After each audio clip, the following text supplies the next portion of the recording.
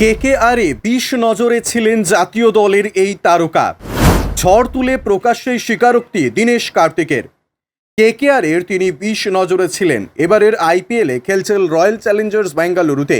কিন্তু কেকেআরের দিনগুলো সেই জঘন্য স্মৃতি আজও ভুলতে পারেননি দীনেশ কার্তিক। আরসিবির উইকেটরক্ষক ব্যাটার রবিবারই ফাঁস করেছেন তার সেই সব বিষাক্ত দিনগুলো। এবারের আইপিএলে ফিনিশার হিসেবে তার পারফরমেন্স নজর কাড়া, অথচ এবারের আইপিএলেই তার শেষ আইপিএল বলে মনে করা হচ্ছে।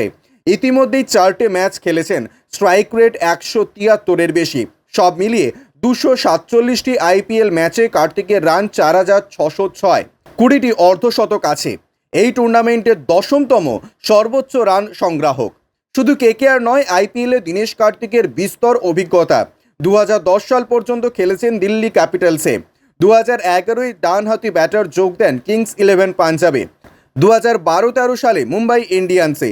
2014 সালে আবার দিল্লি। 2015 সালে এসেছিলেন রয়্যাল চ্যালেঞ্জার্স বেঙ্গালুরু দলে। 2016-2017 সালে গুজরাট লায়ন্সে। 2018 থেকে 2021 সাল পর্যন্ত ছিলেন কলকাতা নাইট রাইডার্সে। 2013 সালের আইপিএলে জয়ী মুম্বাই দলেও ছিলেন। আরসিবিতে আছেন 2022 থেকে।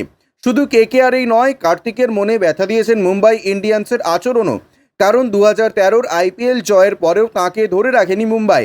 রাখলে হয়তো তিনি আরও ভালো কিছু করতে পারতেন, এমনটাই ধারণা ক্রিকেটারের। এছাড়াও তার আরও একটা আক্ষেপ আছে, সেটা হলো তিনি তামিলনাড়ুর ছেলে, আর আইপিএলে সেখানকার দল চেন্নাই সুপার কিংস বা সিএসকে। কিন্তু আজও পর্যন্ত তিনি চেন্নাইয়ের হয়ে খেলার সুযোগ পাননি। Bureau report, UJ news.